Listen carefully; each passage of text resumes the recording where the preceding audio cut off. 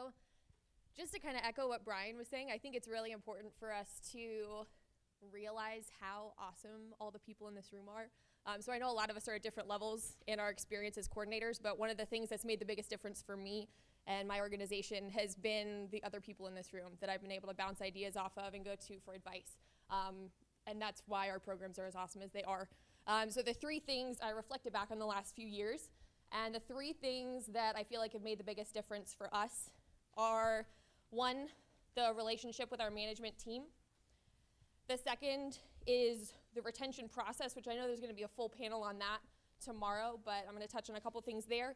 And then the third thing is just getting people involved sooner.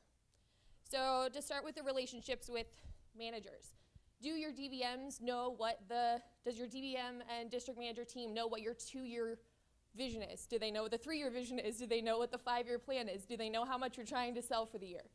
Is your management team bought in on what you're trying to build? Have you spoken on a DM call? Do each of your district managers know how much their office is selling at the booth each year? So one thing that I did last year is I had a one-on-one call with each of my district managers, and I broke down the numbers for what each office had sold the year prior, and I sent out a little spreadsheet where each of the managers could see how they were doing in comparison to the other people in our division. And then I had a call with each of them. I was like, hey, this is what your team did last year. This is what your office sold last year. This is what we provided for you, or what we built together, however you want to kind of voice that. Some people had more people involved with the team than others. So it was like, what do you see for the future of the program in your territory? What would you like for your office to be selling this year at events? And then based on whatever number they told me, we came up with a number of events that would take, how many people we needed to have from their office to make that possible. And then it just sort of set the expectation that, like, hey, you're going to have to send me people. This isn't going to be something that, that one awesome CSP that's been in your territory for the last 15 years is going to be able to run an additional 45 events this year. That's just obviously not realistic. So just kind of inspiring the recruiting aspect. Regular communication with the DVM. One awesome thing, when I was brand new as a coordinator, I took my DVM being a little hands-off as like kind of, I was like, why don't you want to talk to me? I think it's important to take it as a compliment. If your DVM is hands-off, it probably means you're doing things right. But it's important along the way, especially as you're implementing new policies and trying to move the needle. It's important for the DVM to be involved every step of that process. And the last thing I wrote for that is just give back and add value. Get the management team bought into what you're trying to build and bought into you personally. The next thing I'm going to talk about is the retention. So once you get the managers to give you people, it's important that they don't all quit. So I always joke, literally every single time I give any kind of events opportunity type message, it's like, hey, just so you know, you're brand new here. My job is for you to keep selling Cutco after your experience. So one of the things that we do in our division is we minimize the risk for the brand new people on the team. We want the new reps to be profitable. Provide support for those people. Be down to have a one-on-one call with a brand new rep. Actively try to have one-on-one calls with the brand new reps to make sure that they feel good about their involvement in the program and where they're headed and their future with what you're trying to build and what they're trying to build within that program. Provide consistent training. And then it's a compounding effect from there. So now you've gotten some people from the managers. All those people are still around. They didn't all quit. And now it's kind of a compounding effect where you start to build these and develop these human trophies that are on stage during pushes and giving back at conferences and speaking at the team meetings, and people start to see, oh, this person's on the events team. Oh, this person's on the events team. This person's on the events team. Well, guess where all the brand new reps are going to want to go to see success? They're going to want to go to the events team. And same deal with the managers, is the more they see that success for their people. I remember a couple years ago, Pato was giving a message at the NET meeting, and he was talking about how the managers were sending him too many people. It was like, stop sending me people. Like, you got like 3K reps that he's like, managers are like trying to give Pato these people because they know how awesome the program is. And then the last thing is just getting people involved sooner. We've been working on implementing Ray Sumner's branch program for branch managers to work events, which one of the things I really love about that, if you guys aren't doing that, is it gives us access and exposure to some of the best people and the best reps in the business. As you guys know, the way the program is currently set up is a lot of the best people are kind of geared into the management route. This gives us access to some of the best and the brightest people, and by a show of hands, how many of you guys were in management or management training, ran a branch office, ran a district, any of that at any point in time? Assistant manager. So I think that's important to realize, is that the two programs can work side by side and work together. And I will go ahead and wrap it up with that. Thank you. I'm excited to be on a panel. I didn't know a panel was Latin for just like really short speech. I feel like everybody's just getting up and coming off really quickly. So I'm going to keep this very short. I think I have 6.2 minutes. So basically, yeah, one thing that's really improved this year for our team has been our recruiting efforts this last year. One thing that was very clear to us is we had a great culture of CSPs, people that have been around now for a few years, people that were getting their Rolexes, people that were hitting Hall of Fame. But that was kind of where it stopped. We weren't adding new people to the team. We didn't really have another layer, a second and third tier. And so that's something that we knew for us to grow and kind of get to the next level, that was going to be the next thing that we needed to kind of get focused on.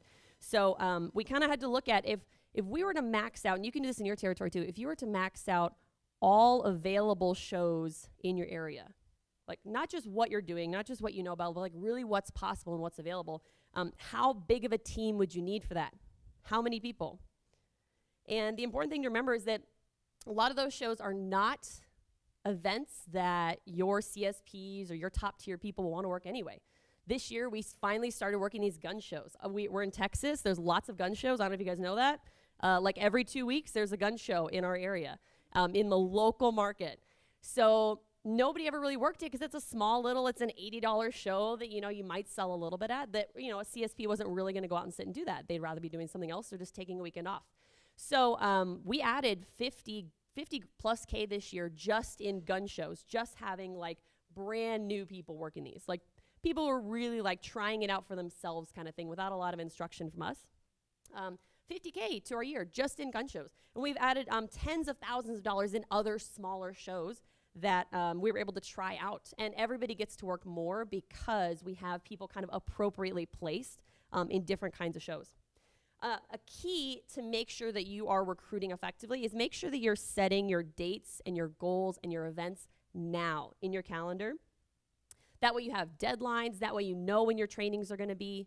You know, for a lot of the year in 2016, we were like, yeah, we're going to have a training at the end of the summer. We'll see who shows up. We'll kind of figure it out as we go. People would say, well, what day is that? We're like, at the end of the summer. We'll let you know. We'll get back to you on that.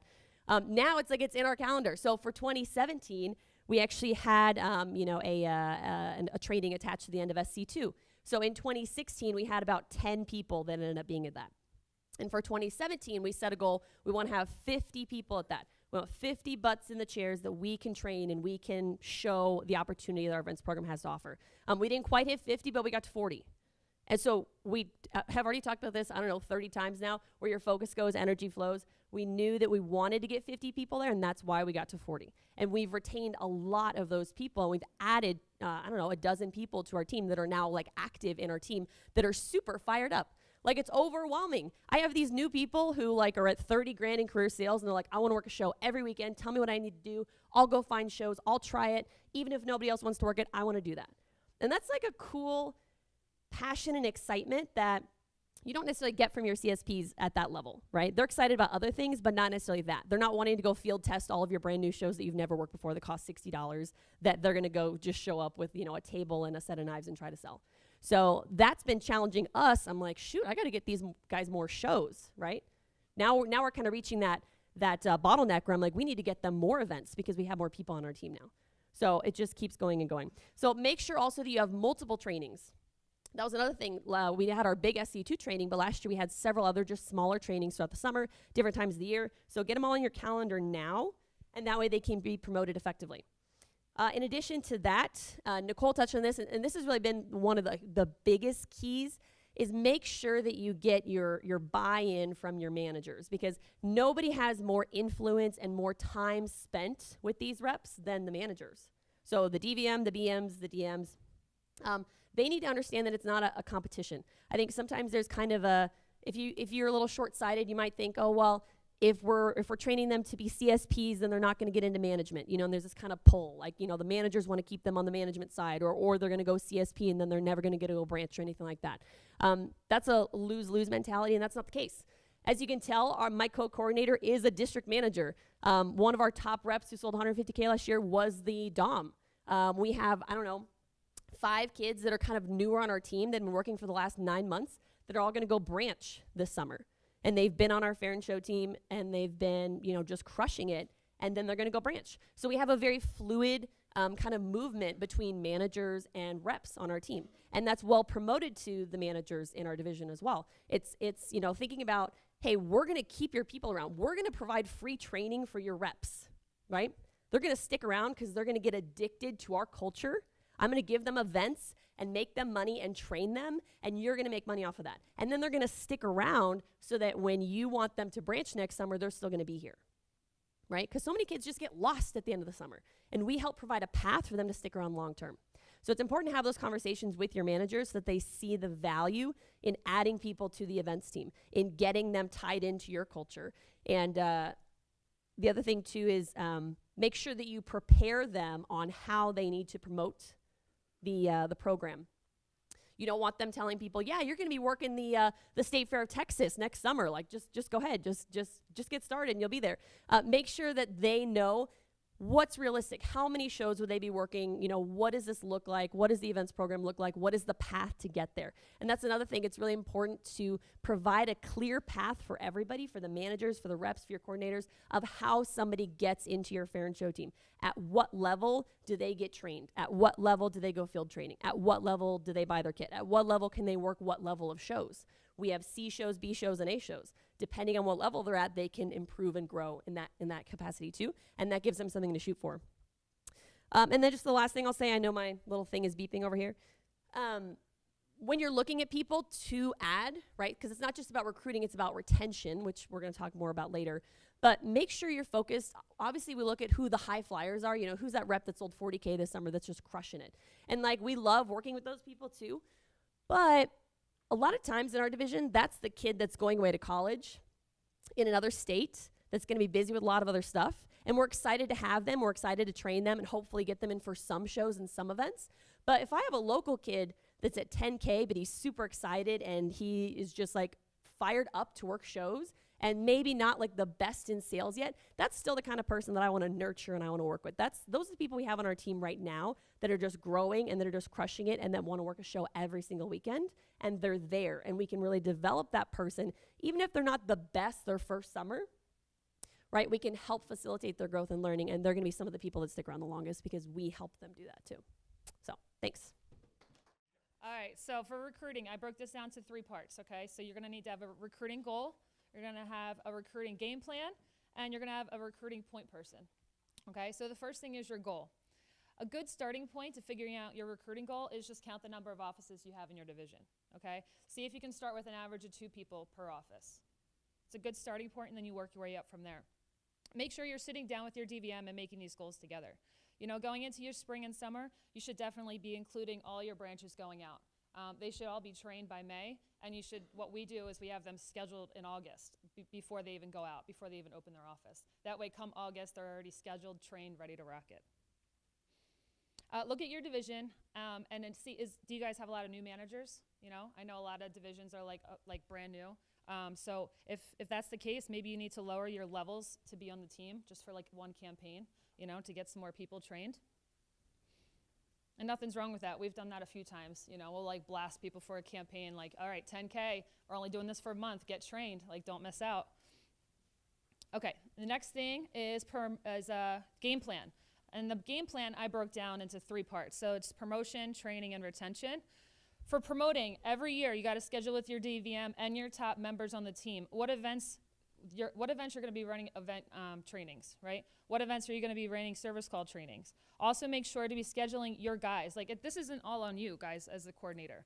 Use your top people. Send them to the divisional SLDMs, send them to the leadership academies, push week meetings, and of course, obviously the team meetings. But don't just put this all on you because it's way too much work. I tried to do it and jump all around my division.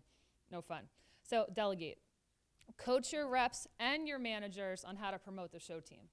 It's crazy to me that, and I finally realized it, managers have no idea, most of them, what to say, how to promote it, what we even do. So make sure that's your job to make sure it's clear. Pro tip right here, this helps a lot, make a video. There's a 6-minute video I have every single manager in the Northeast has this video clip. They show it at their trainings, they show it at their team meetings.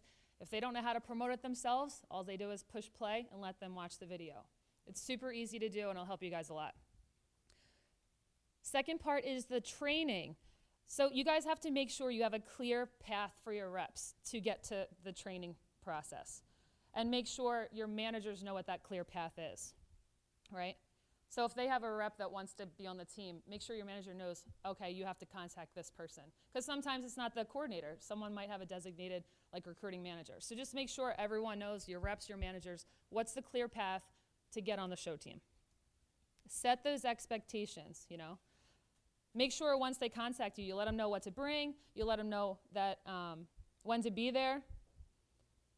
Make sure they know open to close. I also do not I don't recommend you guys giving them the address or the times. Put a little work on them. Tell them to Google it.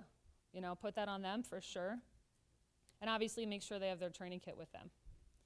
The third part of your game plan is your retention, right? So after they're trained, what we do in our divisions, we run PCs. So as soon as they're done their training, they have to go through a PC. And we do this because we don't want to put anyone out at a show that doesn't know their approach or doesn't know the policies or doesn't know how to handle certain situations. So they have to go through a long PC and answer a series of questions. They have to do both approaches. They have to know all their pricing. They have to go through the policy and guidelines. And then what we do is have them, we work with them and show them how to find shows right then and there. So it's not a question what to do next. And then on that PC, you get them pumped. All right, man, you passed it. I'm so excited to have you on the team, Get them excited. And then after that, part of the retention is your monthly team meetings. Make sure you're having the meetings, but make sure they're really good meetings. Make sure it's a place that they want to come to. Make sure you're teaching them good stuff. With your new guys, you should really try and help them get on 1 or 2 shows, really cheap shows. Just get them out there, You prepped them enough, so they're ready to start. Just don't have them keep coming to meetings and not working any shows. Tie your guys in too. We do team night outs after every meeting. We do beach days in the summer. We do holiday parties in the holidays, around the holidays. A lot of people ask me, how do you guys have such an awesome, people always want to be a part of our team. We have our core 7 guys. We have so much fun together. And because we hang out together, we talk together, and we do things together. So that's how you retain people. You got to tie them in. And then lastly is your recruiting manager. So some people might not be at a place where they can have a recruiting manager yet. But for me, in Jersey, I've set, like I said, a 7-person A team. So it was time for me to say, okay, I'm delegating this to somebody else. Josh Resizer is our recruiting manager. His main focus is recruiting. And Josh brings me business plans. He brings me his goals. We come up with contests together. He's the one that runs the PCs. So if you can get to that point where in your business where you can delegate that, it definitely makes it a lot easier. Because as a coordinator, we obviously can't focus on just recruiting. But if you can delegate it to someone else that can focus on just that, it helps a lot. I was talking so fast, I think I got it all. Yeah, in summary, sit down with your DVM and your core team. Make sure to come up with your recruiting goals, game plan, and who that person will be for you guys. And by the way, I love that was an all-girl panel. Way to go. Awesome.